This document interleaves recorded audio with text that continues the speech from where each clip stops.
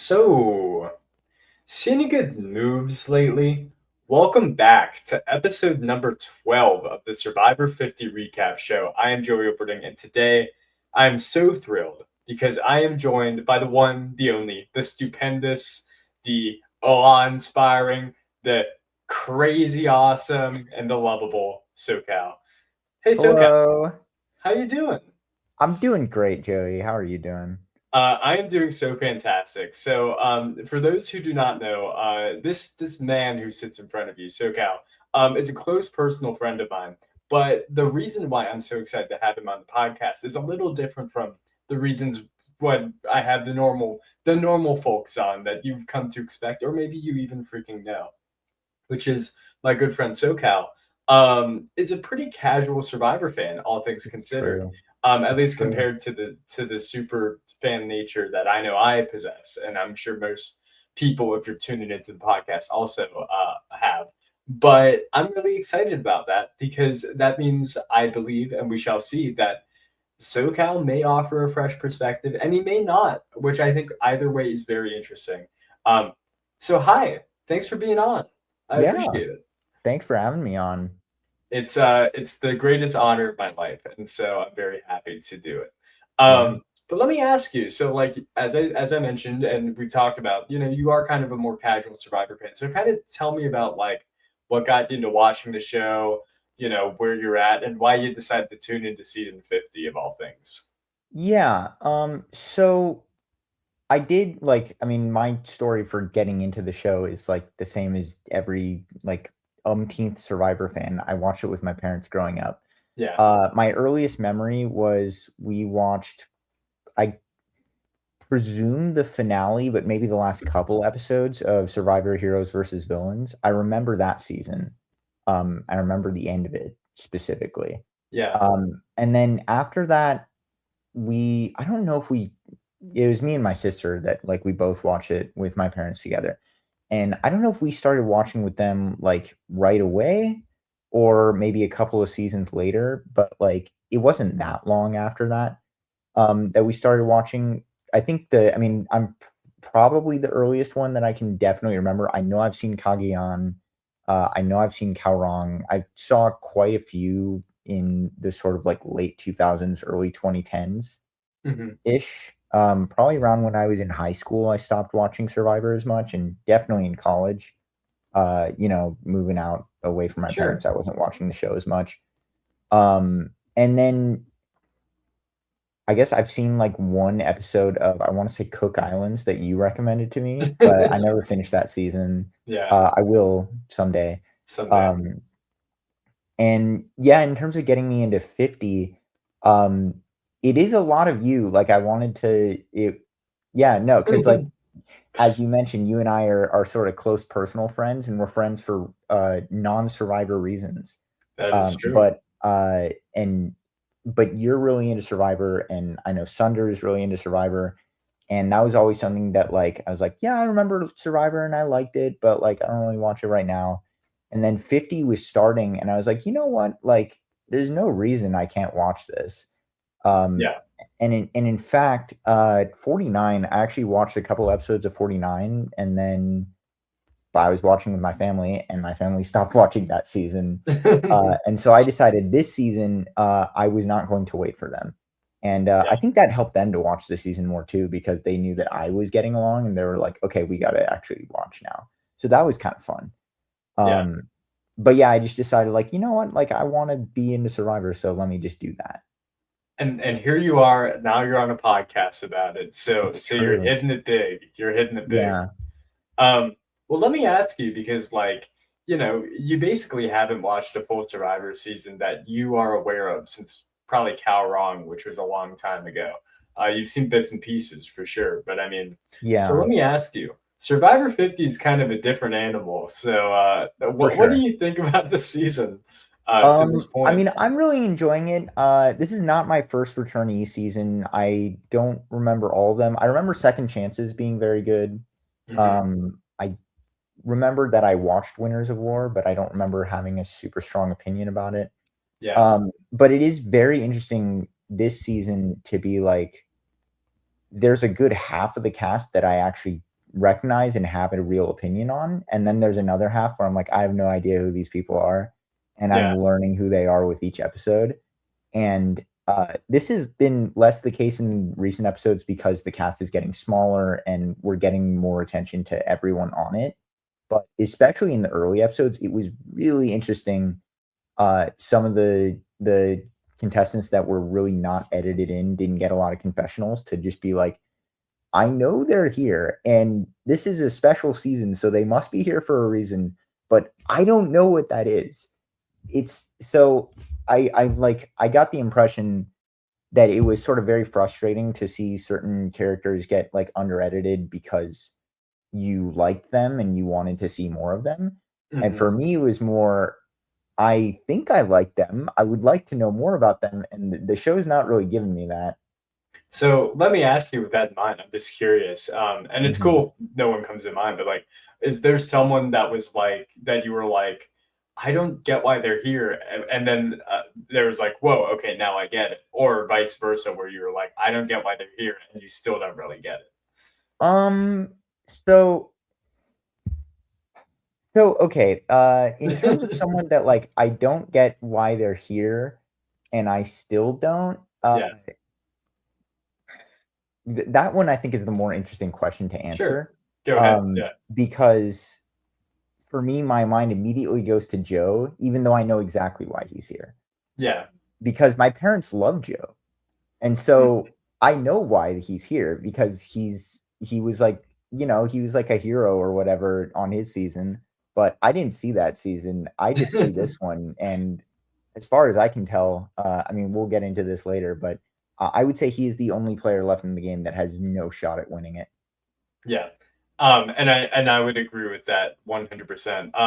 That is very funny to me though, because these returnee seasons are so based on the philosophy of like you should know someone's deal going into it. And the funny thing about Joe is that he's basically the exact same he was on his original season, but he's he's not the hero anymore. Right. He went from being like this lovable firefighter who's helping this, autistic woman to like, fulfill her survivor dream and to get to the end, and they're working in tandem and it's an alliance that runs deeper than just survivor, that sort of thing, to okay, all of a sudden he's by himself and he's still kind of like very control heavy, but also still not smart. And it's like all his flaws come to light even more than they already did, which is to say, they came to light a lot in 48, but it was with the guise of being like, but we love this guy though. This guy's so awesome. And now Yeah. it's like there's a lot of negative feedback on that season because it was bad. Um and the feedback, a lot of it was like, man, Joe got this really big edit, this hero edit, but he was just like so annoying. And then he didn't even win. He didn't even come close to winning, really. And it's like, Oh, what is he the not heck? final three? He was final three, but he came in third. Like Okay. Well, yeah, yeah. I don't believe he got a single vote, if I recall correctly. Well, Um, I wouldn't be surprised if that happens again. I know, right? I know. So that's to say, it's really funny that you don't have the context of that necessarily. Um, and you look at him and it's like, man, this is a guy who gets into arguments with Devins for no reason, and it's Yeah, just and kind I of love like Evans. just kind of annoying. So like, why is he here? And Yeah. honestly, it is a great question. Why is he here? Mhm. But yeah, that's really Yeah. interesting because yeah, no, Mhm. go ahead. Sorry, go ahead. No, no, no, continue because 'cause we're talking about Joe, go ahead. Well, I was going to transition into sort of like the opposite of that, which is like I find it interesting that you said Joe and not someone like Tiffany, who on the surface for me, I would be like, especially going into 50, I would be like, why is she here? Especially because she didn't get any screen time in the first like half of the season. And now she's all of a sudden in the finale. And it's I mean, she's certainly done more personality wise, I'd say, but like if I tried to put myself in the shoes of a casual fan, that's who would stick out to me. But I want to hear your thoughts. Oh, see, actually, I was going to bring Tiffany up, so we kinda think alike, you and I. Ah, But no, I was gonna bring Tiffany up for the exact opposite reason, actually, that, I mean, she is my favorite contestant left in the game and has been for a couple of episodes now, yeah. at least since Ozzy was eliminated and probably before that. Mhm. Yeah, I really enjoy Tiffany. I think, it's really unfortunate that she was under-edited, but the fact is, she given that edit, I'm pretty certain she's not gonna win. Yeah. Um, I don't think It would be there surprising for sure. It'd be surprising. but the other thing is that she was on an undefeated tribe, and then she was on another undefeated tribe, and she didn't really have like, the relationships that she developed in those early season or in those early tribes didn't matter because those were Dee and Camilla who got outed immediately, Yeah. as soon as they merged. So, in terms of, like, there's no early game to show with her because her early game got blown up. That is a really good point, and, that's actually so interesting because I really haven't thought about, like, okay, what was the deal with, like, the pre-merge editing since, I guess, the pre-merge? But I remember even talking on this podcast about it of, like, there are levels to it, like, Mhm. yeah, a lot of it has to do, obviously, with probably some form of internalized misogyny or, like, Yeah, just yeah, generally, thinking that the men are the more interesting characters or whatnot. But for also sure. at the end of the day, you're right that a lot of it just does come down to like, hey, if you just keep winning, that's just not that interesting. And like even with longer episodes, you can still have 24 people you all have to show equally. It's not necessarily easy to put everybody, you can't divvy it up completely equally. So that's interesting Yeah. for sure. Yeah, I mean, I do think you're I don't wanna, like, ignore the sorta misogyny element to it, Sure, but because there are that's levels. absolutely there. There are levels. I just also think, like, I'm not trying to think, like, what is the sort of, like, psychoanalytical reason that they did this, but what are the producers telling themselves is the reason why there's less Tiffany early on, and I think that's probably what they're kinda thinking. No, that is a really good point. It's interesting for sure because it's like that's all very true, but at the same time, I would also say, even despite all that, she's still here in the finale, and she Mhm. wasn't there for the first half of the season. Like Yeah. either way, that's pretty insane to me, in Mhm. my personal opinion. Um, Yeah. but Um, I yeah, did wanna bring up, because I sent this to you actually, it was kinda funny that I found it before you did, but that, Tiffany's YouTube channel, I don't know if you've yes. checked it out at all. I have been watching weekly despite what I said to you, which was that I was not going to because it would affect what I thought about the season. I couldn't resist, and I'm sure it has, and that has to be part of why, I'm rooting for her, That's cool. um, but I think it's, like, what she has kinda talked about there, in terms of, like, what's not getting edited into the episodes, has kinda smoothed over her sort of disjointed arc throughout the Okay. season for me. Yeah. So, I mean, something that we saw, a lot last episode and then also this episode was her working really closely with Suri, Mhm. which like, was not there, but she'd been talking about working with Suri since, like, they merged in her Okay. sort of private episodes. Like, okay, so this is something that has been happening and surely will come up. And then it did, and I was like, "Oh, yeah, that makes sense." Because yeah. Yeah, yeah. No, that's super interesting, and I think it makes sense that, like, the best way that one can fill in those gaps of, like, what we don't see is through someone's own personal account, right? But, Yeah. it's also probably in its own way somewhat biased, so Oh, it's for sure. interesting because everything on Survivor is biased in one way or another. I mean, you're gonna try to Yeah. show the winner in a positive way and not make them out to be the worst person in the world. Mhm. Especially nowadays, it's like there are really no standard villains anymore. Like, Yeah. I feel like the biggest villain of this season is Jonathan, but Yeah, I would agree.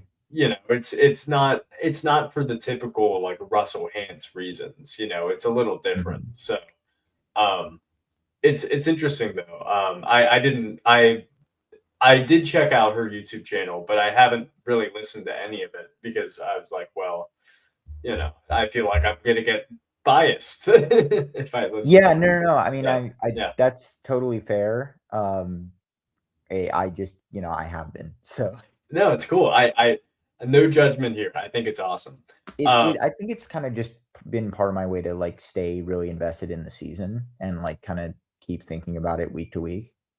yeah, yeah. I mean, makes complete sense to me, and it is a way to keep invested. I mean, like, a lot of people listening to this, myself included, all listen to Rob Has a Podcast, which is kind of the big Survivor podcast, and it's like that's kind of the same thing. Yeah. If I'm listening to that and pretending like that's not influencing my opinions, then I am a complete fool. Mhm. So it's cool. Yeah. I guess my perspective is like because she's currently on the season, I also worry if like somehow she's gonna inadvertently give spoilers on who she, thinks is gonna win or whatever at the live finale. It's hard to say. I mean, But she's gotten a lot of questions about that and has been I watched an early one like a couple weeks after she put it out yeah. to like I wasn't sure about it, but like the first episode that I watched of it, like every other question was like, "Yep, NDA agreement. Yep, we're not going to do that." So I was like pretty confident. I'm like, "Okay, I'm not going to get spoiled here, so I'm okay." Good. Okay. Well, there you go. There you go. Check out Tiffany's YouTube channel after this podcast. Yeah. Um, but yeah, no, that's really neat. And so yeah, you're really high on Tiffany. You're not as high on Joe, and there are three other contestants in between that I'm sure we'll talk about. Oh, we Um, will. but let's start getting into this episode. And by getting into this episode, I think we have to get into last episode to really set Yeah. up this one, where we had the doubler. We had the split tribal council, where Great Big Jonathan got to go between them, and where we saw the vote outs of Emily and then the crazy blind side of Ozzy. So let me ask you, SoCal, what were your thoughts on these two moves? I mean, I think the Emily one was more interesting than I think you might give credit because Ozzy is such a household name. Yeah, Um, for reference, Ozzy is a player that I was totally aware of coming into the season, despite never having watched any of his seasons. I knew who Ozzy was, and I had never seen him on TV, yeah, which tells you, how sort of ubiquitous he is. Right? So, if he's the elimination, then on the other side, if anyone but Suri goes home, then that move is gonna kinda look like a disappointment, but I was very impressed, I like, very engaged with, and I thought that, like, Emily going home was a really interesting development. yeah, I think, you and I kinda privately talked about this, about how, as bad of a position as she was in, um, I think she really did, like, play a great at least a great day of Survivor, if not a great game. yeah, In that, like, the whole, like, triple agent scheme with her and Devins and playing the idol and, like, we're gonna talk about this a lot this episode, that, like, Suri is the GOAT, like, she can read minds and also just make everyone vote the way she wants to, yeah. and the fact that Emily was able to look Suri in the face and just put her in the blender, and the only way Suri gets out is because Ozzy gave her an advantage, is like, that's pretty cool. That's pretty Is cool that, like, you go toe to toe, and there's no shame in losing in the way that she did. yeah. So much respect to Emily. I wasn't too sad to see her go, just because I felt like she wasn't doing a whole lot. I felt like she had a lot of promise early on, and then just kind of trailed off, unfortunately. Yeah. But I thought that situation was very cool. Other side of it, Ozzy is obviously tremendous. That was he had a prophetic dream, uh, it's Shakespearean, I mean, that It really he, was. like, goes into the game, and then all of a sudden, he's put in a situation where he, like, is he doesn't have the great strength that he always has, which is the sort of challenge dominance, right? Yeah. And now he has to kind of grapple with, like, who he is as a person and like his character flaws, and he's wrestling with it all season, and he tries so hard to like to grow, and he does grow, but in the end he still he falls back into that same pattern, and he dies on his own sword, and it's like it's so cool. Yeah. Yeah. It's so cool. Um, yeah, let me ask you about that because from my perspective, it's like I've seen the seasons, I've seen the Aussie experience. Mhm. So I know the multi-season character arc and how truly Shakespearean this is. Like this is Hamlet, this is Othello, this is insert your Yeah. tragedy here. Um, but I want to ask you, I mean, you knew the name, but you only knew this season's version of Ozzy. Like, did you feel like you got the gist of like who Ozzy was, or were Oh, there some yeah. missing pieces? I mean, I think I did because in the first, like, 2 or 3 or maybe even 4 episodes of the season, Ozzy had not changed.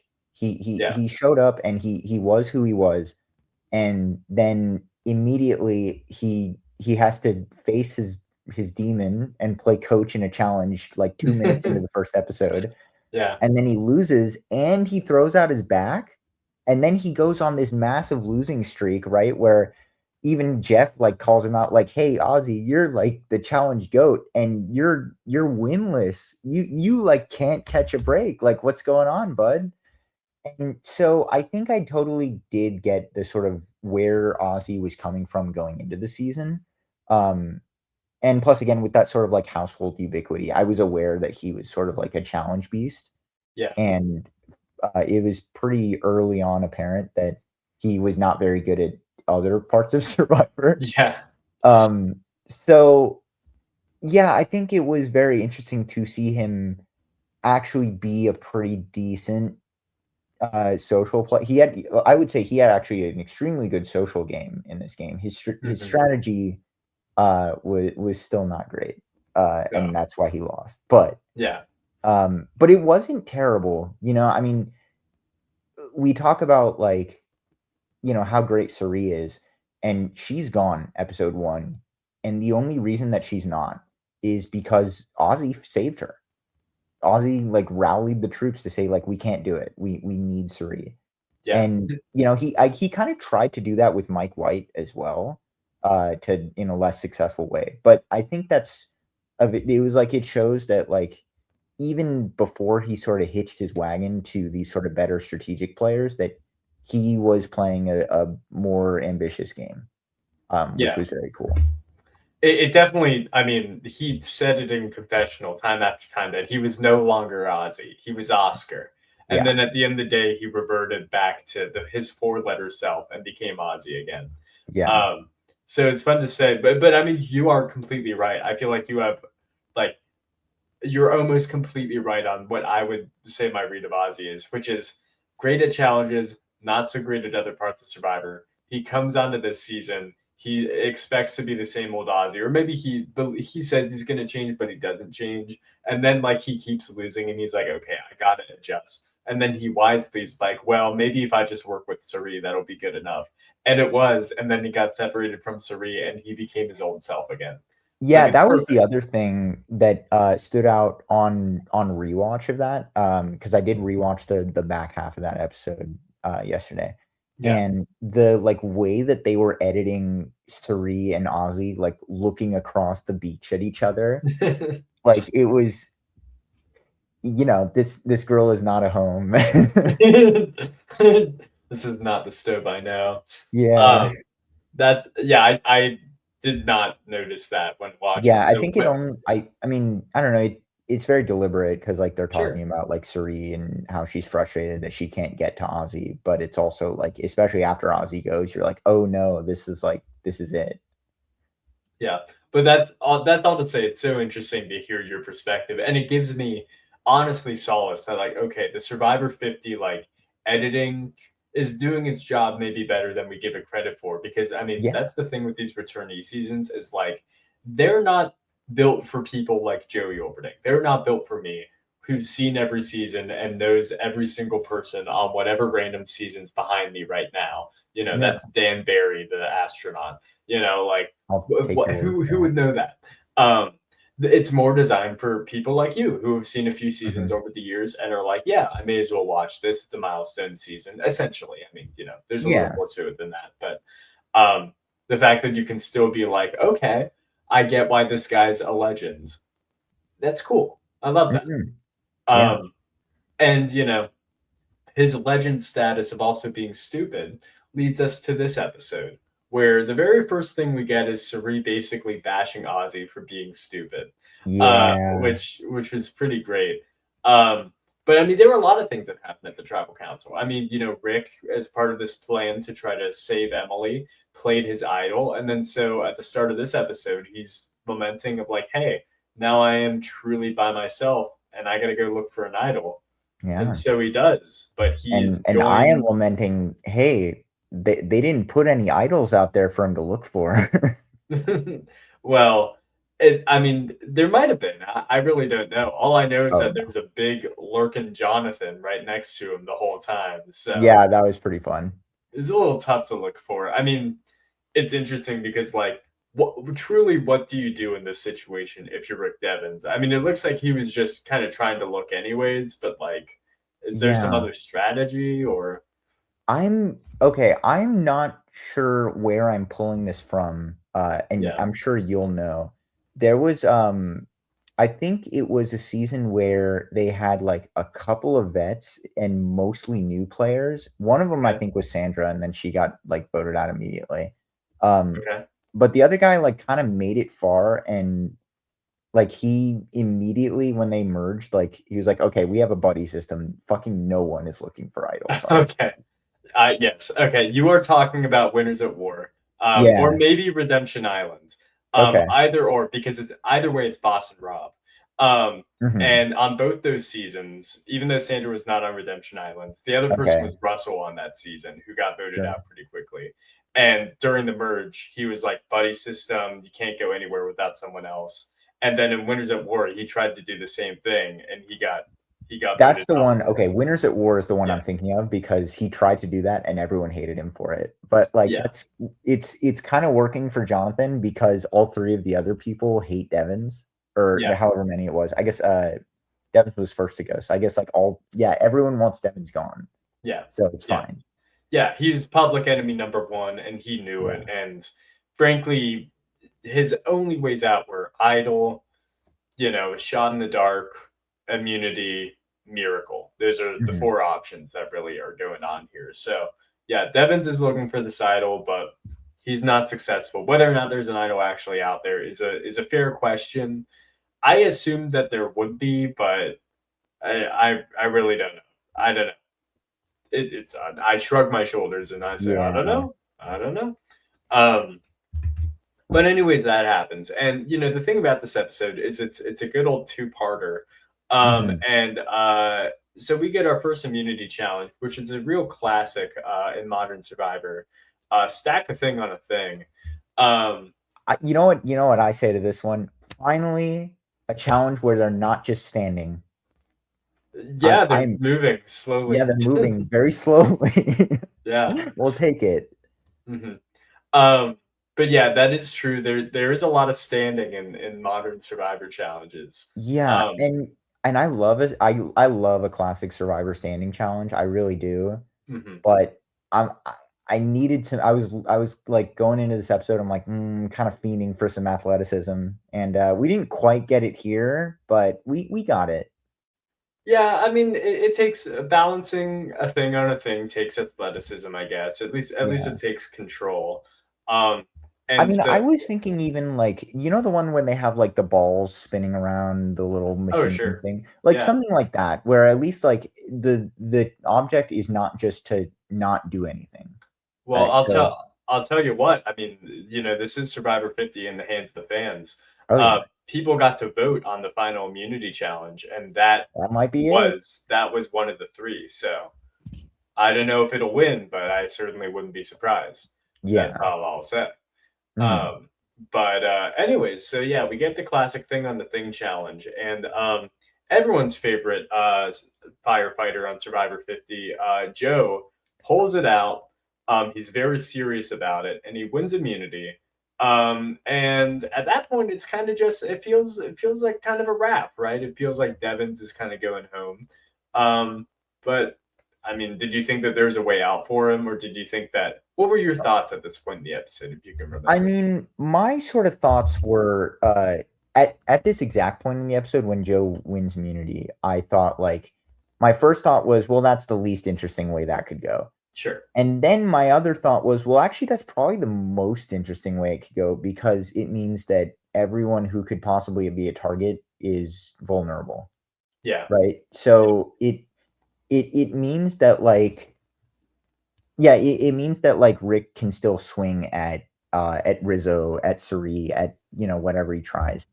Um and yeah, then they go back to camp and no one wants to go for Rizzo, and I'm just thinking like, I don't even hate Rizzo. I like Rizzo, but like that he can't get they why did they let him get away with this? Like it's just he evades justice again. There's no reason for it. This is it like yeah. It's a great question, and it's a question that's worth getting into because it's a great question. How does he keep getting away with it? all right, well, I'll Um, fix that later. That's okay. and it's a tough answer. Now you saw a few episodes of Survivor 49, right? Rizzo's first season.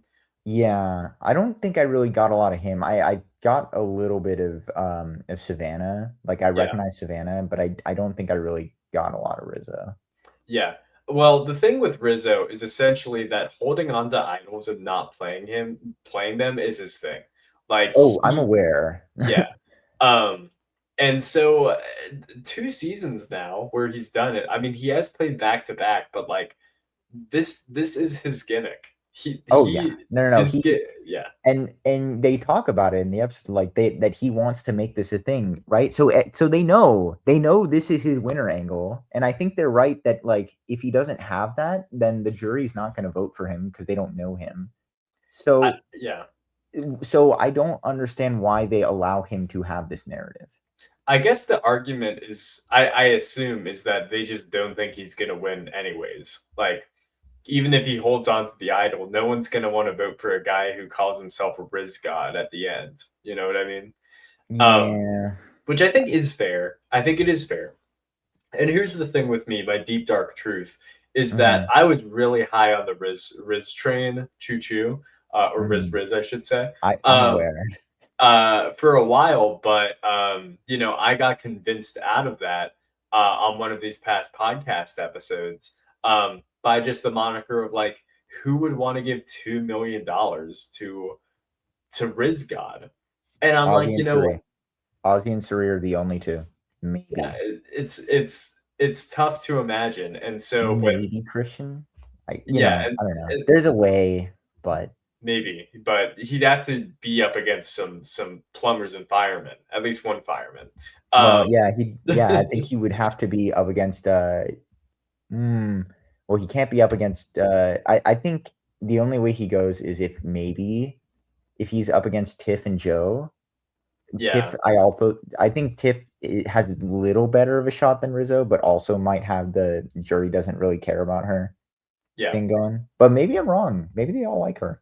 I don't know. It's a good question. The thing is, it's really deceptive sometimes, like how much people actually respect people's games. Because on Mhm. paper, what we're seeing is like I would think Rizzo's played a very good game so far, but also there's part of it where it's like if I'm actually there on the island and I'm between Rizzo or Aubrey, who's played the game, this is her fourth time playing it, and she's a mom and blah blah blah. Like, yeah, I mean, she's got intangibles that Rizzo doesn't have in that sense. Yeah. Like Rizzo is not a mom, I don't think. So there you go.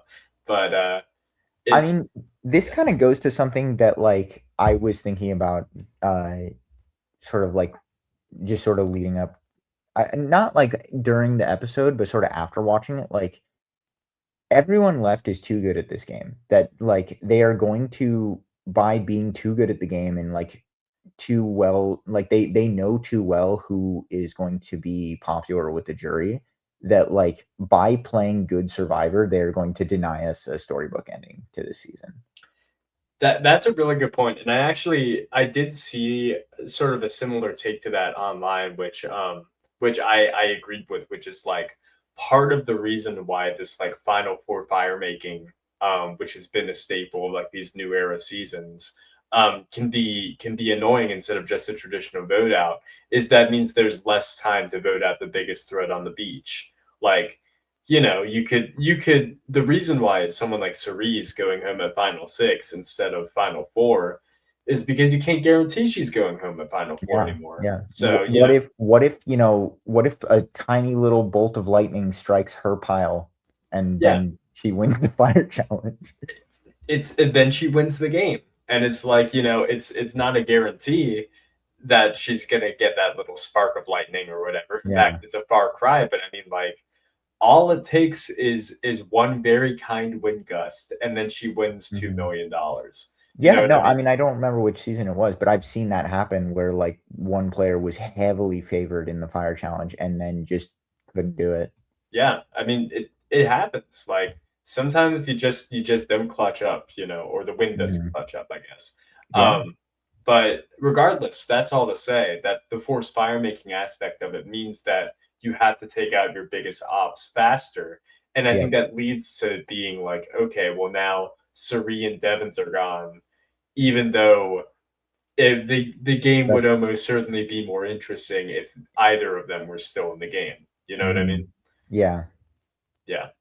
It's interesting for sure, but I mean, going back to the whole Riz angle of it all, it's with all that in mind.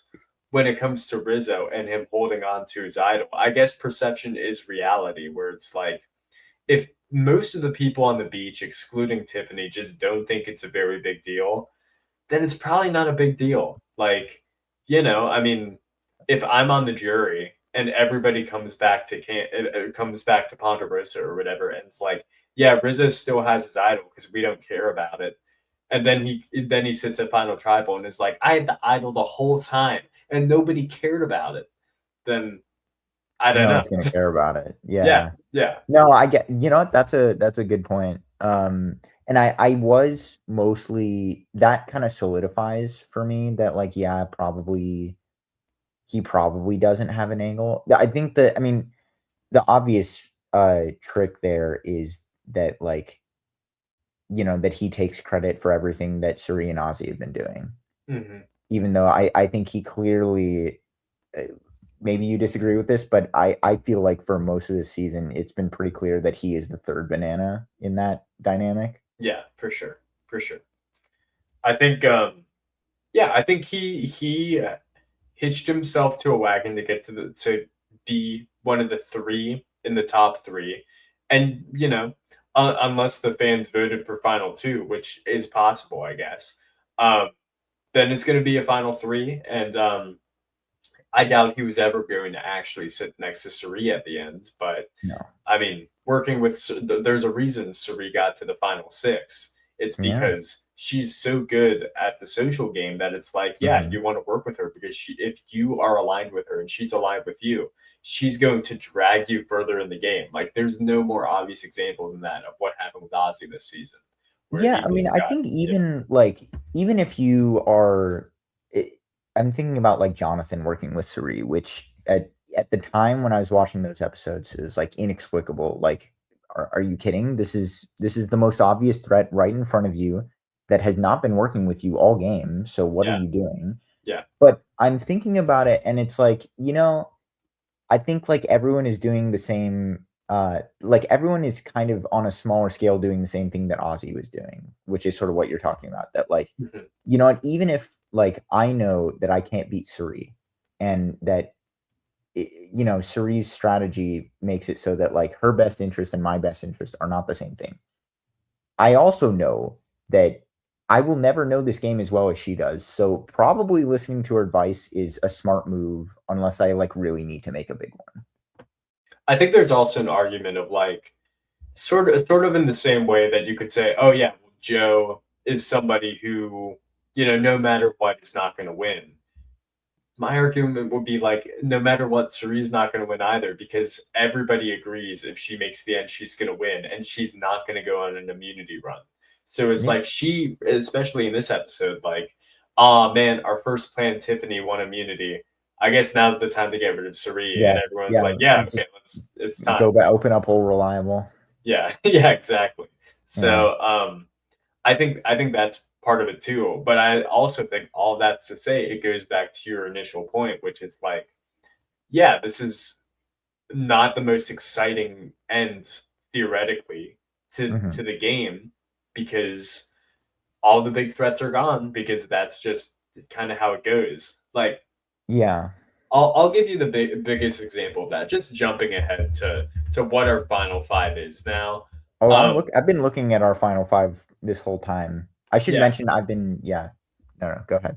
if you look at this final five on paper, you got Jonathan, you got Rizzo, you got Joe, you got Tiffany, you got Aubrey. When they did the cast announcement for this, if you told me this was the final five, I might have jumped off a cliff. I might still do it. No, I won't. Yeah. But like Tiffany was the WTF pick. Like it was like she was certainly not the most memorable character of her season. She wasn't even top five most memorable characters on her season. Joe, for reasons mentioned before, very much like I get why you're here, but come on. Rizzo had just played, and I mean, the cast announcement was before we even saw 49, but I mean, everyone knew that the guy named Riz God was going to be on season 50. And so we were like, okay, well, why is Riz God here? Aubrey, obviously, four-time player, has the most experience of any of these people, but I mean, you know this. I know this. People watching the podcast know this, especially early on. I am not an Aubrey lover. I've grown to appreciate her during this season, but my God, in November, or whenever the cast announcement was, she was the person I was like the most offended was on the season. Yeah. And then Jonathan, honestly, it's like he was kind of just like a shoe-in of like, yeah, this guy's got the most muscles of all time. Sure, you'll bring him back. But it wasn't really like, oh, his brain's gonna be so on point. Um, Hmm. but that is all to say two things. That is to say, one, I think that's the nature of fire making it so that these big, giant, personalities are going to be taken out, or maybe just the nature of return A seasons in general. And B, the cast overall has gone past my expectations for them, Yeah, no, especially the low that's lights. what The I was gonna low light. say. Yeah. So That's exactly what I was gonna say is that, yeah, I totally agree with you. Or like, yeah, no, I totally agree with you in that, like, if you showed me these five at the beginning of the season, I'd be like, well, I mean, I like Aubrey, but where are all the other people that I know who they are? yeah, Um, and and yeah, and then that what you bring up about the fire making, like, just sort of totally shifting the macro strategy of the game is really I'd never considered that, but that makes a lot of sense. yeah. Um, but I mean, like, also that's that that me just saying, like, oh, the big personalities are taken out is kind of just discrediting the fact that you're right that these people are just kind of really good at Survivor because they know, hey, my natural threat level is low enough, so I can do this and still stay in the game until the finale. Now, I think some Yeah. people are probably more aware of that than others. I think Joe's still trying to figure out why it took so many weeks to get Devins out. Um, but I Joe think thinks he's on top of the world right now. like Aubrey and Jonathan and Rizzo and Tiffany, aka the other people, are all Mhm. very aware of that. And I'm especially impressed by Jonathan and Aubrey in that sense because Yeah, I was yeah, gonna say Aubrey has been on a mission the last couple episodes, and, I think I wish it was, for a little bit longer than that because that would have been more narratively satisfying, but mhm, at the beginning of the season, when I saw Aubrey on this cast, this is kinda what I was hoping for. yeah, So there you go. there you go. Um, and we'll talk about like what we think who's actually going to win later, but I mean, I think a lot of that will be shorn up by just continuing to talk about the episode. Um, this part probably won't determine the winner, but I want to talk about it anyway. Mhm. At one point, Jonathan, after the immunity challenge, there's some rice, and he just full on puts his tongue in it, the That's dry disgusting. rice. Um, have you ever been this hungry before? I've never been on Survivor, so I can't say, but I this feels crazy to me on so many levels. It's it's dry rice. What are you doing? Yeah. It's like I would yeah, no, like I'm eating grass before I do that. Like that'll break your teeth. It sucks. Yeah, Won't I break your teeth, but it's not good. no, it's not good, and, I think the excuse of "We're gonna boil it anyway" is questionable at best. Because I Yeah, mean, I like it's just rage baiting, right? Because this is what he does. This is what Jonathan has been doing for like everything since the Camilla vote, since the merge. Is he's just rage baiting, and sometimes it works, and sometimes he looks like an asshole. And I this is maybe both. it is really funny. I know you don't necessarily have this context, but Jonathan, he played his first season. He got to Final Four, but then lost in fire making. And after that, he went on a mission to be like, okay, I'm going to become more strategic. I am literally going to become Boston Rob's lapdog, and I'm just going to listen to all the strategy he has to offer me. I'm going to become the smartest person on the planet because of Boston Rob. And it's funny because I think that works. I mean, he's obviously been kind of a strategic force of this season, but Mhm. also we were talking about Boston Rob kind of like strong arming people earlier this podcast. Yep. Jonathan does the exact same thing now, um, Yep. which is just like, I mean, I don't know if that's poetry, but it certainly rhymes, right? Um, Yeah.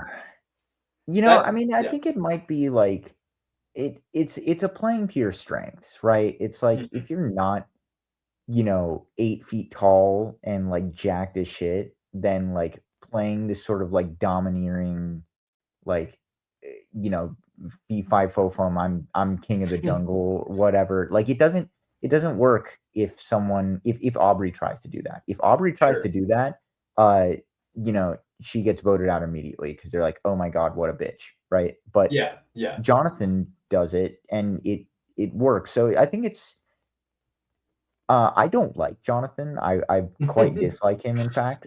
Yeah. But I can't deny that he's absolutely playing to his strength here. He has played a good game.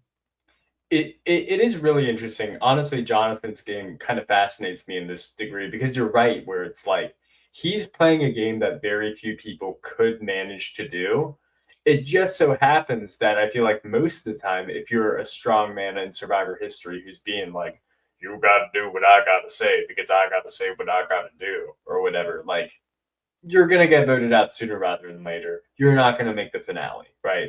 You're getting voted out sometime after the merge, but I mean, I do think Jonathan does have the benefit of watching Coach do exactly that and yeah, being able to immediately say, okay, let me just do like 80% of that and it'll be better. yeah. It's interesting because like I think he's obviously doing a good job, right? Like you kind of have to objectively say that.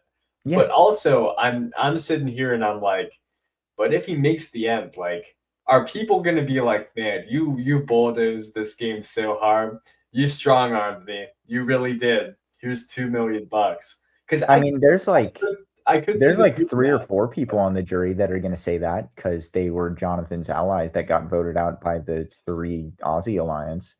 But, Yeah, yeah, I don't think there's anyone that was on the wrong side of a vote with Jonathan that would ever vote for him, and that's yeah. kind of a problem. I do think that it's very much like to be honest, I think we're at the point with the final five where it's kind of like who deserves to lose the least, you know? Like Mhm. that's what the winner's gonna be. And sometimes you'll have a winner that's like, oh my God, you were so deserving, shouts out to you. You were truly the best among us, blah, blah, blah, blah, blah. Yeah. This season, I think even if it's true, even if, you know, objectively the person who wins the game is the best player of Survivor that season, the jury doesn't believe that. The jury's going to be like, but you voted out Sari, you voted out Christian, you voted out Emily, you voted out me, coach, whatever. And they're all gonna be like, we should have been there, especially coach is gonna be like, it was not honorable that you made the end, you know, or whatever. So Yeah. it'll be interesting. It'll be interesting. Um, anyway, so Jonathan eats some rice, and that was crazy. Yeah. Anyway, let's go to tribal council because nothing You know, really it's happens. it's really amazing how these little moments can just send us into character analysis Yeah, on a it's tribal. true. Um, so like I said, Devon's really had four things that he could have done to save himself here. One was finding an idol. He did not do that. One was winning immunity. He did not do that. Third was a miracle. That did not necessarily happen. And the fourth was the shot in the dark, which he tried to do, but he Mhm. was not safe. Now, SoCal, Yeah. as I recall, I mean, you watch a little bit of 49, but this is really your first exposure to This having. is my first shot in the dark season, yes. So, what are your thoughts about the concept of the shot in the dark in general? Do you like it? Do you dislike it? I don't Did, like it. I think yeah. it's stupid. I don't think it doesn't work. It's most of the time it's just it's just sort of the part where Jeff reads like umpteenth person voted out of Survivor, but like 2 minutes before that, when he doesn't read the votes yet, Yeah. it just tells me who's out before the votes are read, and I think that's kind of sucks. You know Uh, what? That is such a simple analysis, but believe it or not, I feel like I've never heard that. Like truly, I've never heard of like, yeah, it just tells you who goes home 2 minutes earlier. But it's true because like you look at this tribal council and it's yeah, like we get the Devons is not safe, and yet we still have like a somewhat dramatic reveal of just like all of Devon's votes. Like, yeah. yeah, it's I not also think interesting. like I don't want it to be a better chance because I don't think introducing randomness into the survivor vote would be good. But I Mhm. also think that like throwing away your vote for a 1 in 6, and then if it doesn't hit, then you're double fucked because now you also don't have a vote going the other way, is like it just it forces it to be in the situation that we see it in all the time, which is this player is 99.9% going home, and now they're going to put their little box in the box, and then Jeff's gonna read a like 2-inch scroll that looks kind of bad because they have to put the font on 2 lines. It doesn't look good. I'm sorry, it doesn't. Yeah. And then we're gonna know that they're going home immediately. I mean, it's all very true. I mean, I also think it's stupid. I think a lot of people think it's stupid. It definitely feels like I don't know. They did the shot in the dark. They started it after COVID, and it's like I don't know if that was quite the Beast times, the Mr. Beast times, but it feels like something you would find in a Mr. Beast video where it's like, yeah, Yeah, if you want to save yourself, you yeah, gotta give up your shot and leave it to Lady Luck. Even though Mr. yeah. Beast doesn't sound like that, but Flip a coin, win $1 million. yeah, exactly. Um, but that's the thing with the season is like there's a lot of just like gimmicks. It's a gimmick season. Like, Yep. yeah, I mean, I want to know your thoughts on that because like once again, all these gimmicks are new to you. Like most of them are new Mhm. to me too. Just in Yeah. terms of there was never a Yeah, Billie Eilish boomerang idol, but yeah, like yeah, yeah.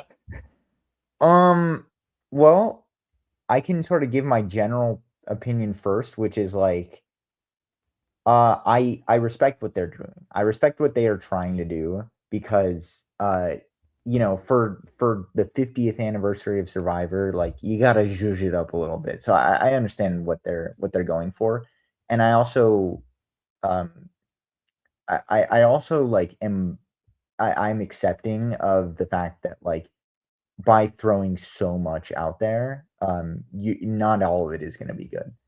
yeah, Um, I do think there are some that went poorly that were destined to go poorly.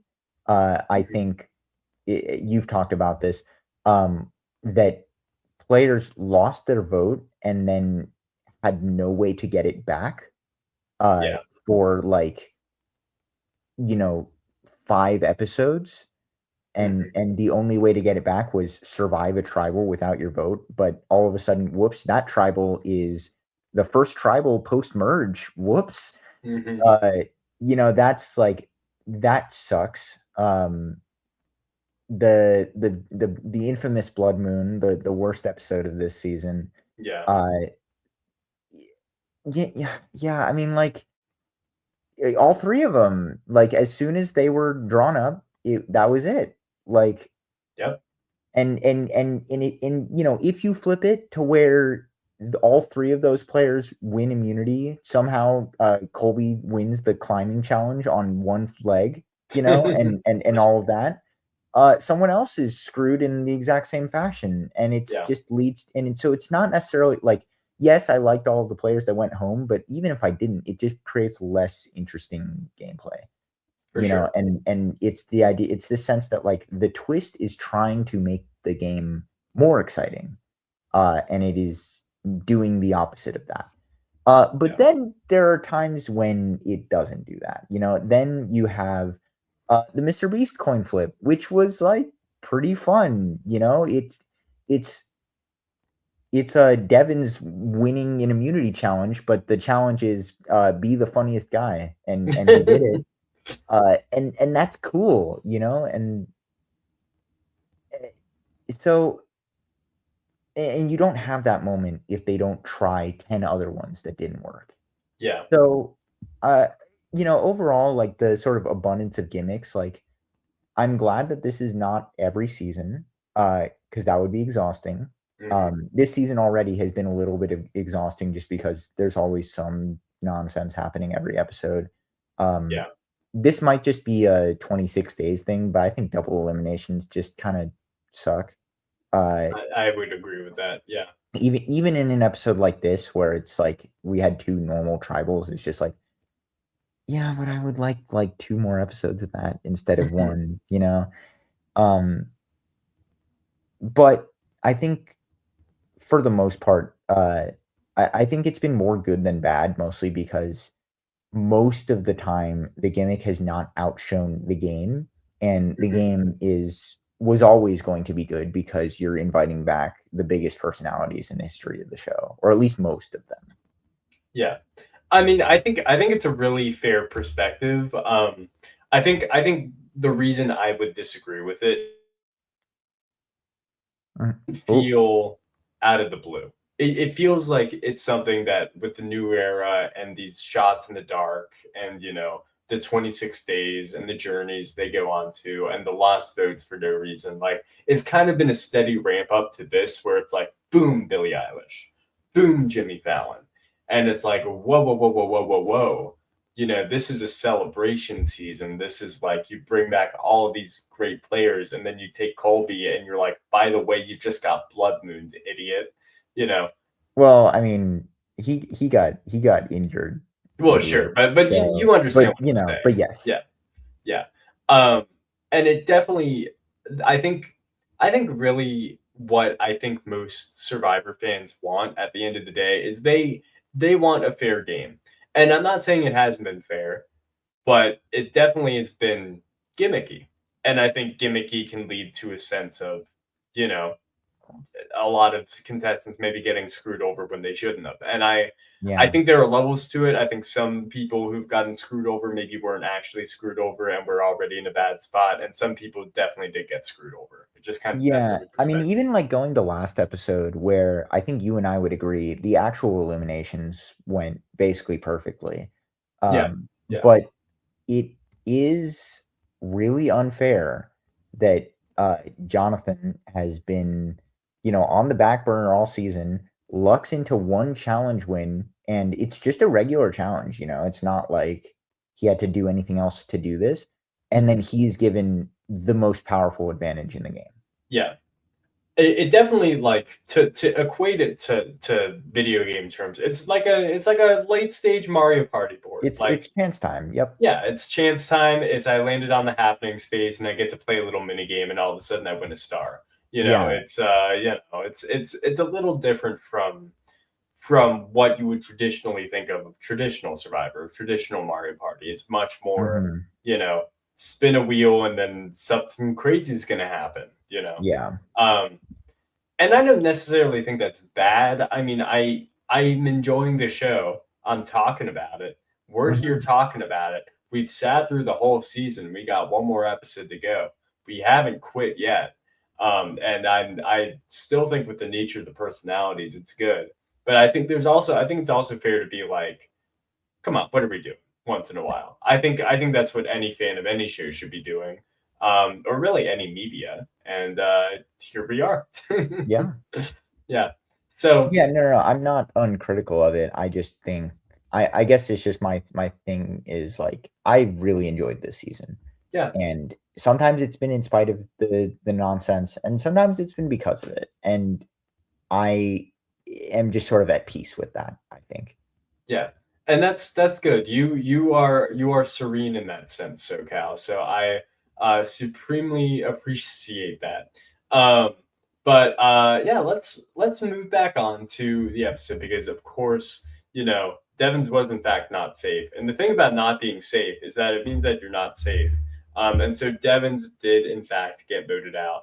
I know you said before you were a big fan of Devon's on this season. I imagine you did not see his original season. So what were your thoughts going Uh, into him at the start of the season and where they ended up? you know, I'm not sure. I may have seen Devon's original season, but I'm not certain of it. If I did, I didn't remember him that well, but also he was one of those players that was really highly edited early on, so I very Yeah, quickly got to know him, and he's a professional TV personality, so he's really good at being on TV. I cannot yeah, deny. yeah, Um, I don't think he was ever my favorite player in the game, but I was always happy to see him. He was funny. His like strategy stuff was interesting. Um, I like that immediately, like, episode 1, him and Christian are walking in the woods, and then he like just sort of snags at a tree, and Christian's like, "Oh yeah, oh you," and and I'm like, "Okay, yeah, we're having fun." So I like Devon's, and I thought, um if I thought that, like, strategically there was reason not to vote him, but also at the same time, if he does make final 3, he's one of those players that, like, probably wins because he's really good. I yeah, think I think of the 7 players going into this episode, just from a, like, who has played the most impressive strategy overall survivor game this season, regardless of, like, do I like them or whatever. I think Devon's was at the top, and if you went purely on that one, then he would win. And so yeah. that's good enough reason to vote him out, even though he's really no threat in the game. Hmm. Yeah, especially when he doesn't have an idol or his Mr. Beast luck on his side. Yeah.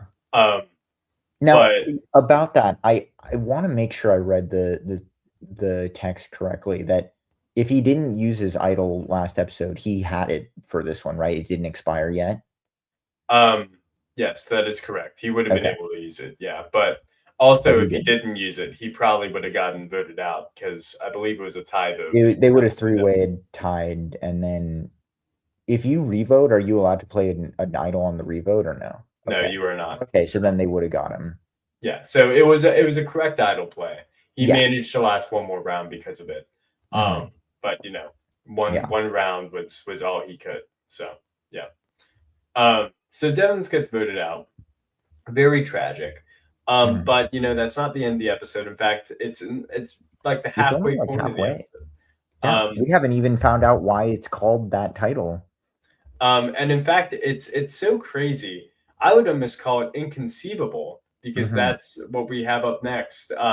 We kind of Yeah. just go straight to the immunity challenge here, which I think is fair. Which hey, Mhm. hey, has movement, It does. It's a much more dynamic movement challenge. than And, than the last one. I was talking about this with my parents while we were watching, 'cause, when we were watching the stack things on a thing challenge where they Mhm. have to spell immunity, and it made me wonder, and I'm sure you would know this, has there ever been a Survivor spelling bee challenge? Oh boy. They've had things like that. I don't think it's ever been as simple as a spelling bee. They've had crosswords before. Um, I don't know if Very they've ever had fun. a straight spelling bee, but that is a fun I think that concept. would be cool. I think it would be funny to see, I mean, some of this is like a part of Survivor, even though it's like we're in the modern game and it's a lot more respectful now, we're still kind of laughing at these stupid idiots that are starving on an island and can't do anything that, that normal people can do. Yeah. So, I think it would be kind of fun to have a spelling bee challenge. And then this one where they have to spell inconceivable kind of tells you why they don't do that because no one can spell.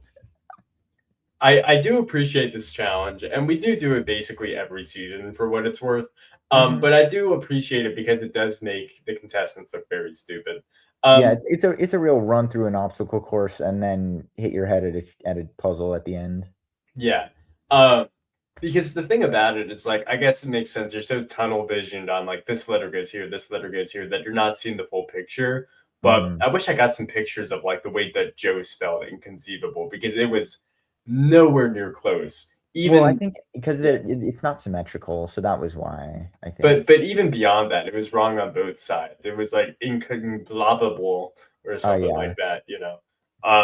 He did Rough. say he has to go back to school, which, Maybe that's true. But this whole sort of challenge is based on like, okay, the one thing they do tell us is like we want to maybe try to blindside Tiffany because Tiffany's well liked by everybody. And Tiffany, Mhm. is a challenge threat and she's got Yeah. all And this. also she's getting, like, kinda aggro about Rizzo, so, like, we don't like her. Yeah. So the whole thing is like, all right, well, if Tiffany wins this challenge, that'll ruin our plans. Well, it's She funny how did. that works because, Yeah. all of a sudden, Tiffany wins immunity. Yeah, Crazy. which she this is her 3rd one this season, Yeah. Yeah. and her 3rd one ever, apparently. So, this is a new thing, Tiff being a challenge threat, Yeah. which is cool. Yeah. No, I mean, shouts out to her. Um, and she manages to win immunity. And so target deflects on her. So now the new question is like, all right, what do we do? And we're at the Mhm. final six now. We're kind of running out of options. So you got Yep. Tiffany wins immunity, Joe, not the least of anyone's concerns. Rizzo has an idol. And I guess as we were talking about before, people just No don't one really cares about that. no one really cares about that. So the three available options are essentially Jonathan, who people inexplicably are not targeting, Yeah. Aubrey, whose name is being floated out, and Sari, who everyone agrees is going to win at the end if she gets there. Yeah. So, So we go for old reliable. so we go for old reliable. Um, but it's crazy to me, and I've said this the whole season, but I mean, like, if you're like, it, you could have gotten rid of her at any point, and now's the point you get rid of her. I'm almost like, all right, well, you let her get past episode one, you let her get past the whole pre-merge, you let her get past the merge. Well, you may as well let her last one more episode. you know, Yeah.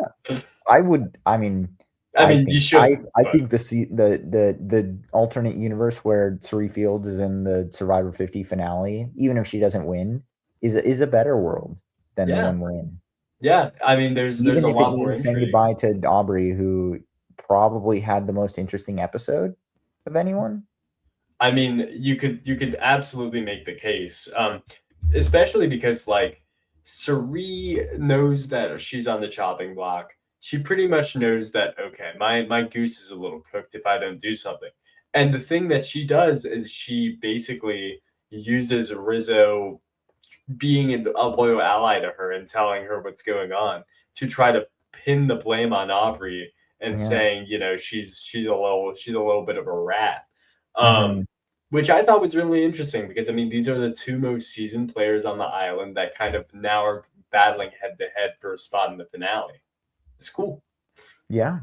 Yeah, and, I gotta respect this. This is I mean, it's not gonna work because the kill Suri button is just a little bit too big and enticing, Yeah. but, it seemed like it got a little bit of traction. Mhm. Like, they at least talked about voting for Aubrey, Yeah. I mean, I which think that there was a world. I mean, Tiffany ended up voting with Sari despite Mhm. the kind of obvious nature of her going home. Yeah, So I I mean, mean, Tiff like, has been on the wrong side of votes before because she, I think, just makes friends on the island. yeah. But also, I mean, I think that that's probably part of the reason why she's so theoretically dangerous at the end is like, you know, if I'm on the island and I'm like, oh man, Tiffany just voted wrong, I'm like, she can't win at the end. But if I'm on the jury and I'm Suri and Tiffany, you know, sacrificed her own, strength in the game, to show her alliance, to show her allegiance to me, then yeah, I'd probably want to vote for her at the end. You know, Mhm. like she's a real one. So I think it's interesting, especially like if she keeps winning immunities. Like I think it's almost undeniable because there comes this point in Survivor where it's like, all right, if people keep wanting to try to take you out and they just can't, then it's kind of funzo dunzo. It's like, yeah, Yeah, you kind of deserve it, but also yeah, Tiffany's been it's so under the radar that it's like, is that actually going to happen? No, I mean, I think you raise a good point because it's kind of the opposite of what we talked about with Joe, Hmm. where like Joe, is this not also his third immunity on the season? This It episode was, was yeah, right, but like no one cares about it because it didn't change anyone's strategy. yeah. But for Tiff, when everyone wants to get her out, those challenge wins matter. Then that becomes part of a story in the same way that like winning fire making does. It's like, you tried to get rid of me and I'm just better than you. You can't do it. I think it really says something that like there was theoretically a wrinkle of intrigue when like we had the reward, we had the ribs, and Joe had to pick people to choose on reward. That he chose the people, he gave perfectly valid explanations, and then nobody cared. Mhm. Usually with stuff like that, you usually have at least one person that's like, "Oh, I'm mad at Joe."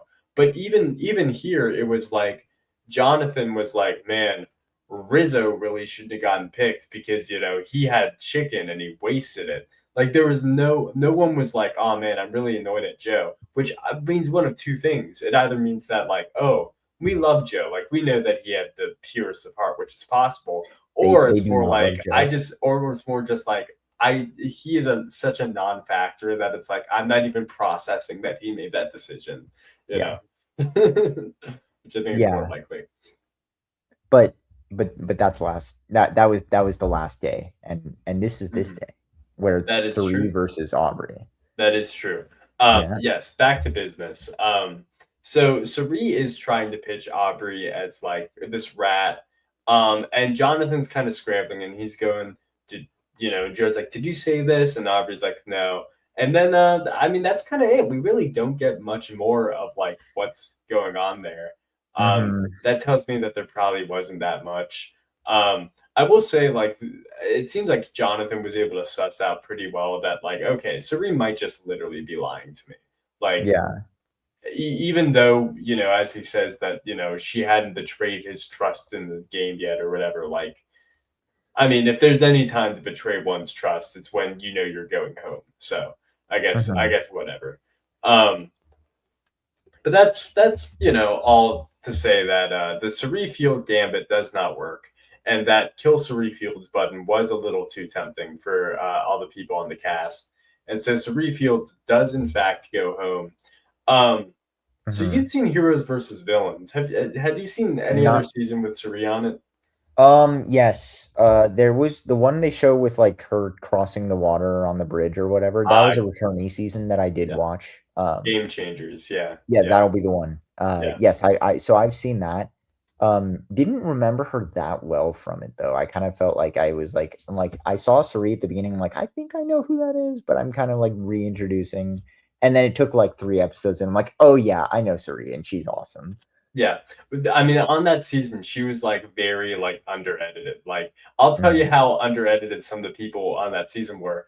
Um, Ozzy was on that season, Game Changers, Ah, there you go. but Yeah, I but he forgot that. but he My was bad. like he was not on the season. Like he Yeah. was on the No, season, because he I was I spiritually know not I there. saw that season because, what was it? Zeke? I remember Yeah, him, yeah, and I remember watching him play more than once, which that has to be the other time. yeah. And then also Aubrey was on that season. Yep. She did well, and I think those were all the people who ended up on Survivor 50 that were on that season. There you go. But still a few people. Um, Mhm. but yeah, Suri gets her torch snuffed. So tell me, because Suri is considered, as Aubrey kept saying, one of the greatest, maybe the greatest to ever do it. Like, did you get that feeling, or were you like, I don't know, Oh, no, no, no, I'm sold, although I'm gonna do a Survivor 50 producer on you real quick and, please? talk about a man instead. Uh, Yes. All right, I love that. Yeah, go ahead. because I was intrigued, this is a brief aside, but I do wanna have it, that Aubrey brings up Tony as, like, Mhm. someone to compare Suri to. Sandra, I get. Sandra has won multiple times, which, like, no one else has done. But Tony was a little surprising to me. Like, I Uh, remember him, and I remember that he was, like, an extremely dominant winner once, but I was wondering, like, uh, is that a consensus thing, or is that Aubrey's just wrong about this? I hate to spoil things in Survivor, but Tony did win twice, which is why Oh, okay, well, he I must not have seen the second time.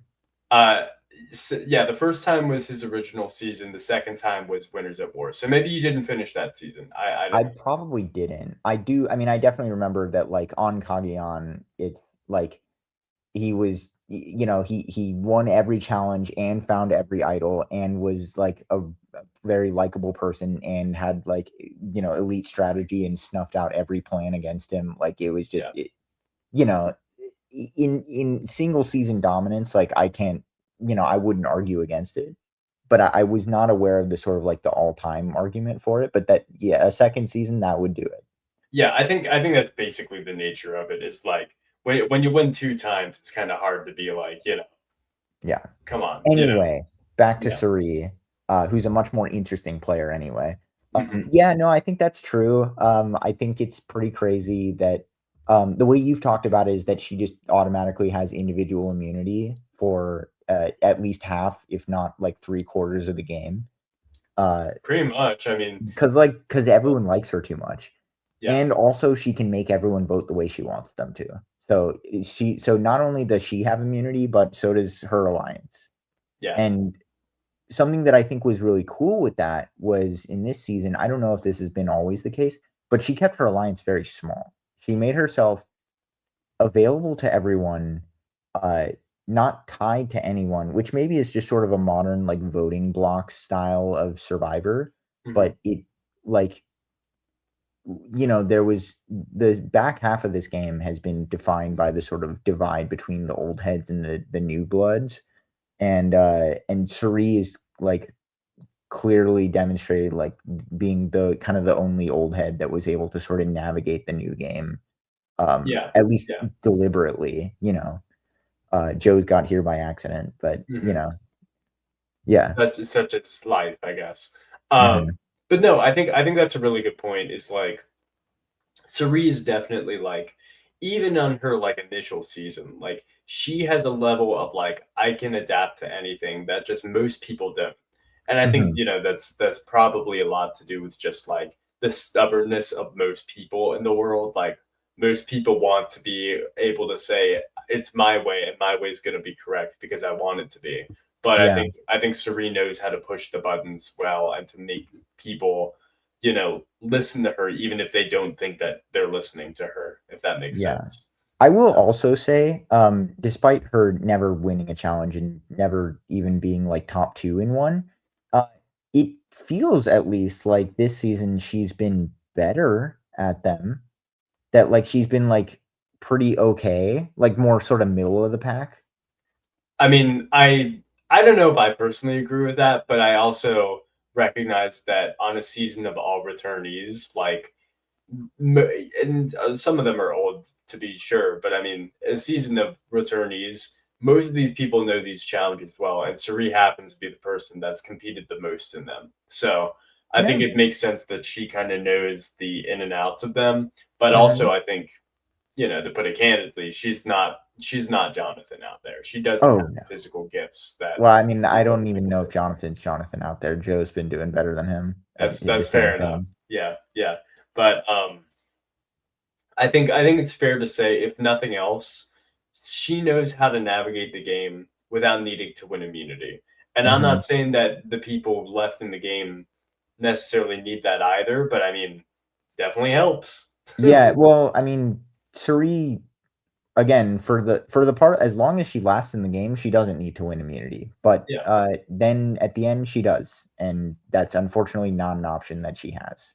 yeah. And that's kind of talking about poetry earlier, talking about Ozzy, talking about Shakespearean tragedies. I wouldn't quite put it on the level of Ozzy and Oscar and his great either, No, but I I mean, mean, this is just sort of like, yeah, we know what it is. Suri yeah, is gonna go as far as she does, and then when everyone is like, "Oh, yeah, it's time to get rid of the big threat," Suri has no recourse for that, and she yeah, never will. yeah. Um, and it's one of the unfortunate truths of the game, but I mean, also like, I think it's if you want me to try to wrap a nice bow on it, I would say I think narratively wise, I think it's better that way. Because Mhm. even if you would say, it would be so, thrilling and it would be so like perfect if Suri won. The moment she wins, she is no longer the best to never win. She's either the best or she's just another winner. And I Yeah, think the sort of unique nature that Suri takes as a survivor player is being almost like a perpetual underdog. And the moment where she wins is the moment where her narrative, as has been crafted for like 20 years at this point, is right, now dead. Where it is, you know, she's great, but she's never gotten over the hump in Survivor. right. So, It's, to do, like, a basketball, analogy here, like, it's sure. like, who's the greater player, like, Allen Iverson or Robert Parrish, you know?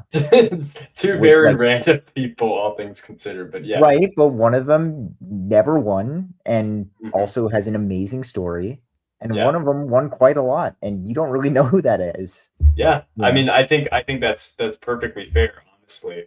Um, I think you could extend that to random Survivor players. I won't bore you with it, but I mean, you could say the same thing of like Cerise never won versus the random winner who played one time Sure. and won but didn't win with a great game. Like I would say like Cal Wrong, like this isn't a great example because she played again and she did very well, but like Michelle and Cal Wrong No, I versus remember Cerise. Yeah. Michelle, like, coming up at the end, but, like, was not expecting that for most of the season. Yeah, Yeah, and it's like who would you say is the better player?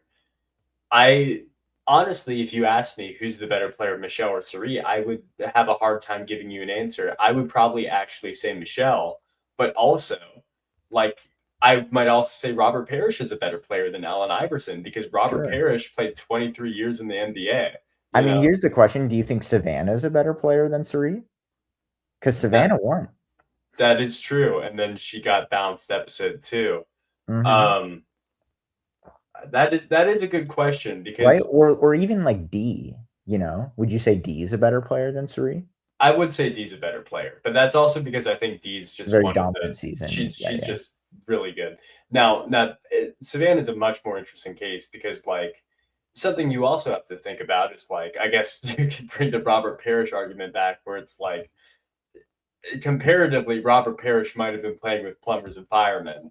And Mhm. Savannah was playing with all newbies when she won, and then Sari, ever since after her first season, has been playing with at least half returnees, Right. if not full returnees. Yeah, and So that she is still this successful in every context.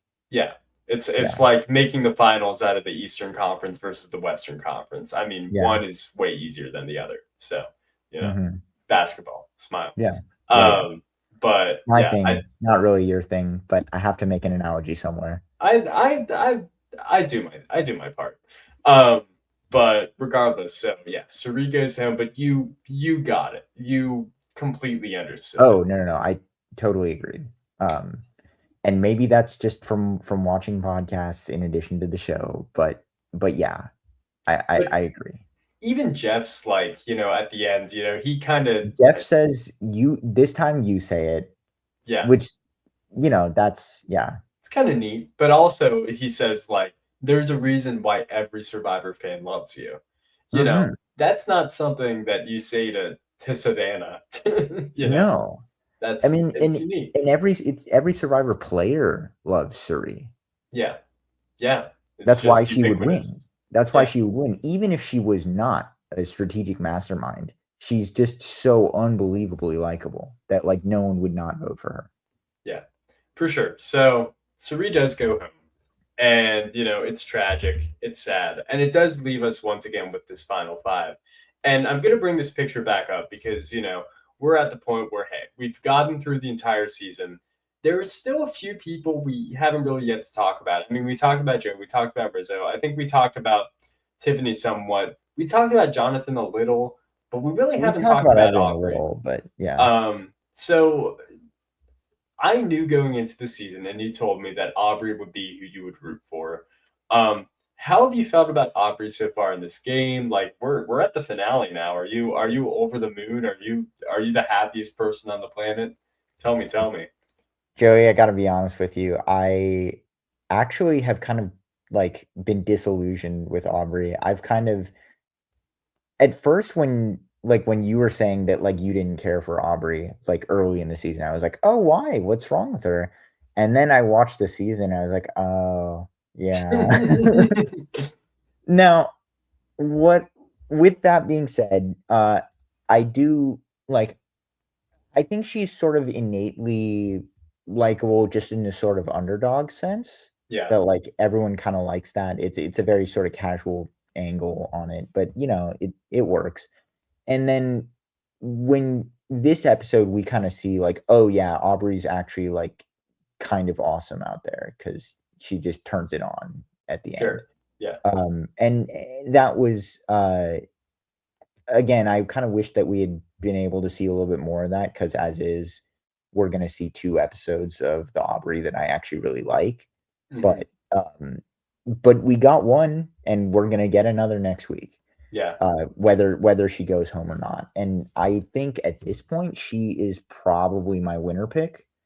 I think she has the best combination of, an actual case to win the game, um, not that much of a target on her back, Yeah. as in she's not Tiff, um, so she's not number 1, and also, like, knows who to get rid of to make her case.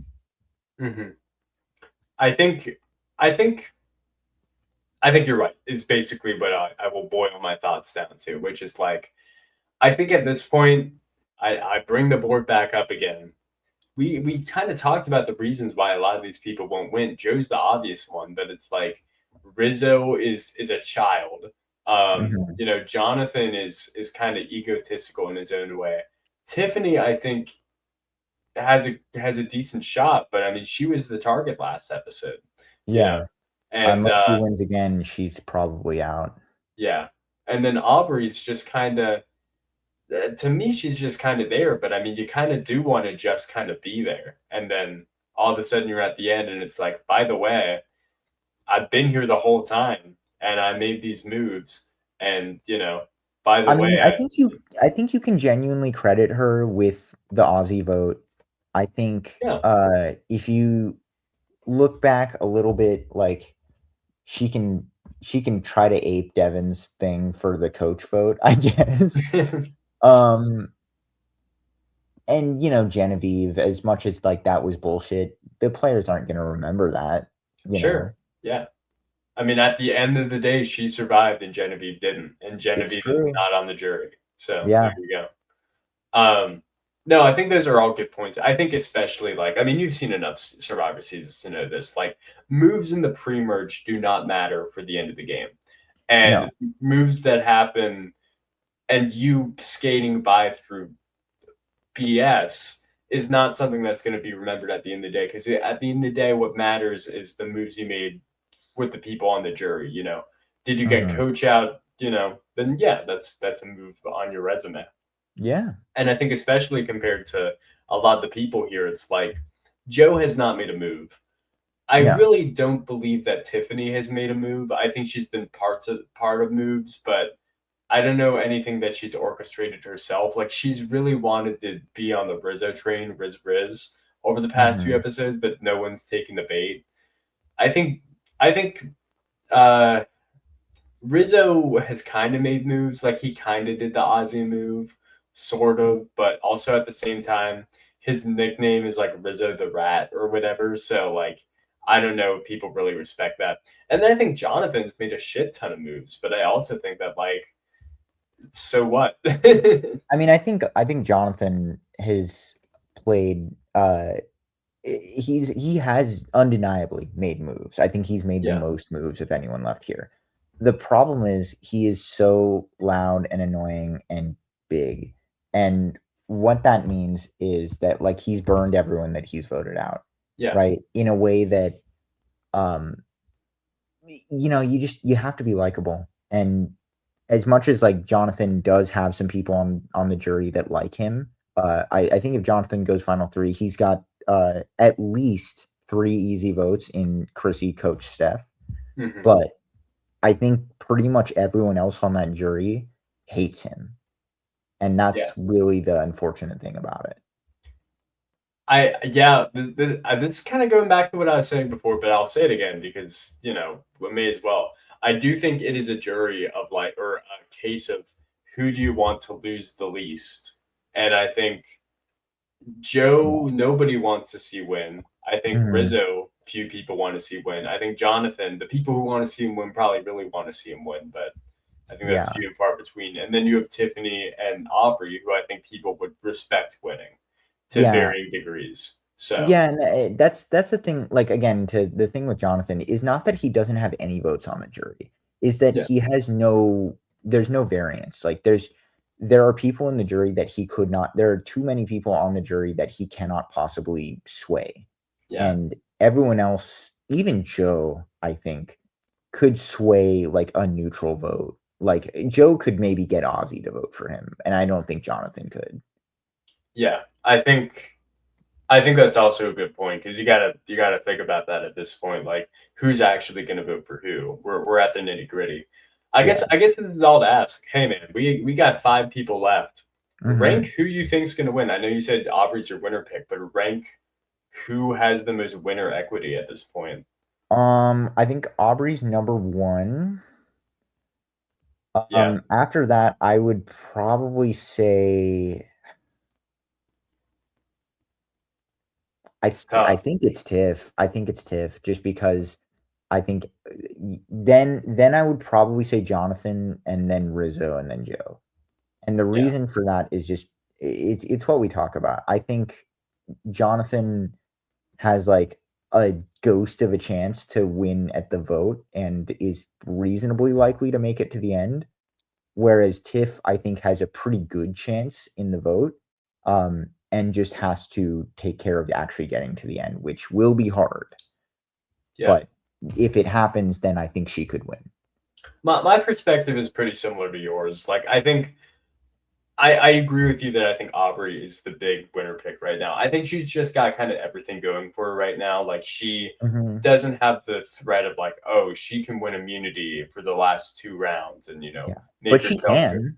She's not bad at challenges. Yeah, I mean, especially like if it's a puzzle, like she'll be good.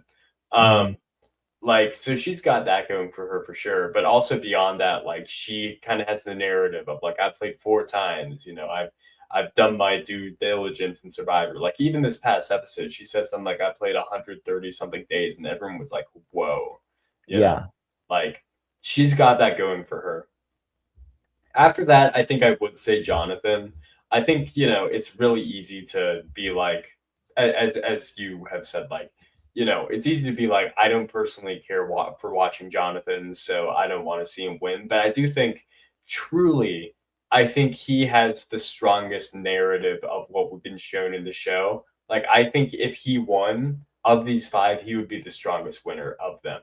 Like, if I did my winner rankings of who would be the best winner, I think Jonathan would be the best because it's like he in his own way has been in control of his game for the whole time. And Aubrey had to get saved by a twist. And Jonathan really didn't.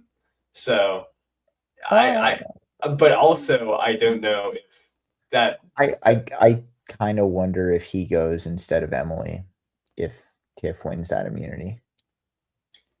it's possible, but it didn't happen. So I mean, Yeah. I guess it's all a game of what if. But I do Mhm. think Jonathan has that about him. And on the flip side, I would put Tiffany next because like I mean, I think she's very likable. She's good at challenges. But I mean, she wasn't in half the season. It's hard for me to Well, imagine her actually winning, I you know? mean, yeah, no, I think that's less of a the game says that Tiff isn't winning and Sure, more the show says that. Like sure. the edit of the show is telling us, yeah, Tiff's not winning. Like the show doesn't care that much about her. Yeah, But I think if I get rid of that and I just think like if I'm in the game right now, I think Tiff could win. yeah. But I also know that she won't because they wouldn't edit her like this if she won. Mhm. Um, and then after that, I would say Rizzo and then Joe. I mean, Joe's obvious. I would say I do think Rizzo still has a ghost of a chance.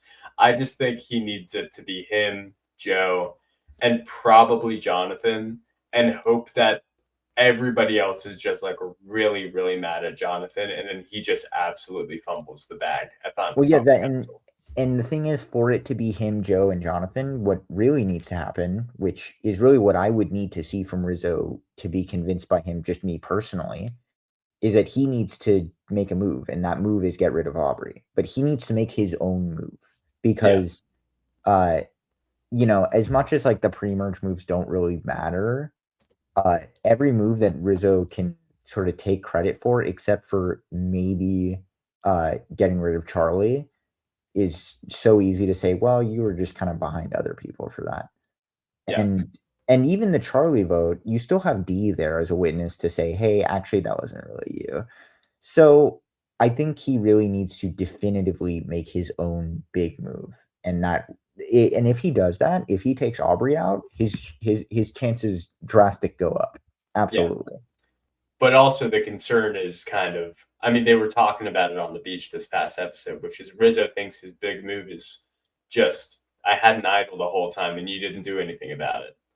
And Yeah. the question is that enough to win you the game?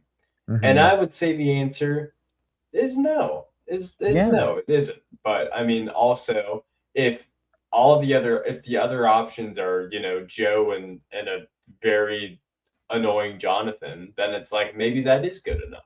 I don't know. Yeah. I don't know. Um, Yeah.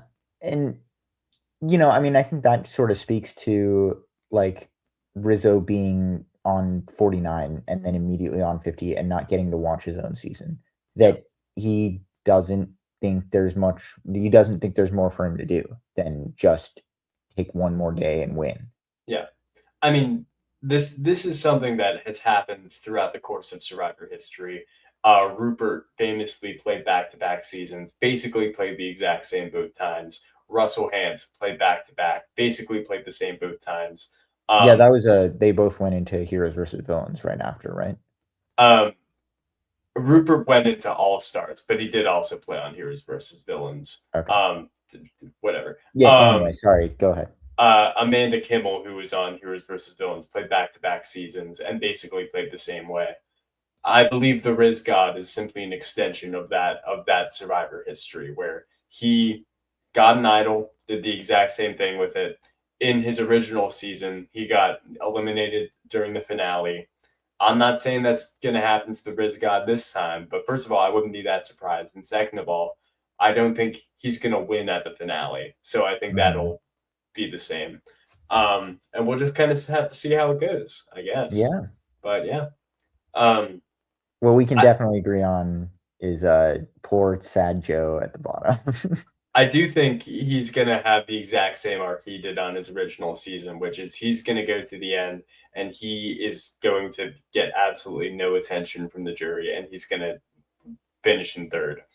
And that will be fun too. I will Yeah, also enjoy that. I Um, will. I will play a prediction game with myself. You do not have to join if you don't want to, but I am going to predict what the boot order is, who wins, how many votes, that whole thing. So at the final five, I believe this is where Tiffany's going to go home. I Mhm. believe she's going to lose immunity, and I think that the people left are going to be like, "Well, we have to get her out because if we don't get the person we want out, she's going to win, and then she's going to win the game." So I think Joe wins a fourth immunity. She gets voted out. Final four is Jonathan, Rizzo, Joe, Aubrey. Then at the final four, assuming I mean I'm just gonna take a guess, but if the final immunity challenge is the Is the marbly the balls, yeah. is the marble mall, um, Mhm. I think that's something Aubrey can win, and I Yeah. would say that Aubrey would win, and I think if she does that, it's like, my God, she's finally done it. She's finally gonna go back to final tribal council, and she's gonna win. And then I am going to assume there's gonna be fire making because I think Yeah. the majority of people don't like change, even when change is good. So I Yeah. think that's the point where Yeah, you I also agree with that. Fire making, bad for Survivor. I don't like it. put that's the point where I think, you take Joe to the end no matter what. So you put Rizzo against Jonathan. Look, I think Jonathan wins fire in that case. I mean, I would think that Aubrey would put Joe uh against Jonathan because who can make fire better than Fireman? But yeah. Sure. I honestly, that's also a very good point. Um, Either way, Hmm. I personally think the final three in that case would be Aubrey, Jonathan, and Joe. Joe gets no votes. Jonathan gets 3 votes from the 3 people, maybe 4 if If Ozzy someone's likes him. feeling kind. And then Aubrey gets the rest, and she wins like what I don't know, 6-3 or whatever the final vote count would be, and then Mhm. 6-3-0, and then Aubrey's your winner of Survivor 50. That's my big prediction. Do you have any other? Do you have any tweaks or changes you would make to that? Um, yeah, I mean, I think that's probably a realistic thing. I do want to consider like what happens if Tiffany wins immunity. Sure. Yeah. Um, because if that happens, then I actually wonder if Aubrey just goes home. That's also possible. I mean, we've gotten a whole lot of, people who seem to be in really good positions just kind of get cut off at the legs. Yeah. Like Suri, a lot of people were like, "Oh my God, this is finally her time. She's finally going to Mhm. do it." Ozzy, "Oh my God, it's finally his time. He's finally going to do it." Christian, "Oh my God, it's finally his time. He's finally going to do it." You know, Yeah. it wouldn't be the craziest thing. And then Jonathan wins, and we're all like, "Ooh." You Yeah. know, it wouldn't be insane. It wouldn't be Yeah. insane. Or Which, Tiffany wins. really that's a good thing, right? You want a finale that you don't really know what's gonna happen. Yeah. It's always interesting because, like the world of fandom is hypocrites, right? And I Mhm. think this is true in anything, but it's like people want what they want, which is the unexpected, the twist until the unexpected goes against what they personally want. Yeah. Um, and I think we've seen that in this season. We saw that in this episode where people are really upset about this episode, even though for the first time in so many episodes, it was just 2 fair vote outs. Like, there It wasn't any was, yeah. BS on either side, but it's still like, got rid of Devins, got rid of Suri. There's a lot of outrage from big Survivor fans because it's like, how could we be stuck with these 5? Part of it has to do with fire making, but also part of it's just kind of the game. So, there you go. Yeah, I mean, I we talked about it at the beginning. I'm not gonna pretend I wasn't bummed to see both of them go, but, Sure, me like, too. it's what we're talking about. Everyone here is good at Survivor. They're making the right moves. I if they didn't, I would be being like, "Wow, these people are stupid." Yeah. And then it wouldn't be like I don't know, maybe the episode would be better, but then it's like, well, what are the producers doing picking all these bad players to come back for the finale or whatever? Yeah. Yeah. Well, there you go. I mean, I don't know what more there really is to say about this season before the finale because I mean, there's so many questions that we still have left unanswered. I feel like this is the case with like any Survivor season, but especially with a season as big as this, like I think a lot of the perception of how good the season is going to come down to how well did they stick the landing on the finish. So Mhm. we'll have to see. So, do you have any Yeah. final thoughts you'd like to say before we go? Um, no, I'm really glad I watched this season, and I don't know when, but I'll watch the next Survivor season, and someday I want to go back through all the old ones too, Well, and there you that'll go. be really fun. Yeah, yeah. Um, Well, thank you so much for joining. I really appreciate it. And thank you for listening. I really do appreciate it. We'll catch you for the finale. We'll figure out something special. And I really appreciate it. So thanks, everybody. Bye. Bye.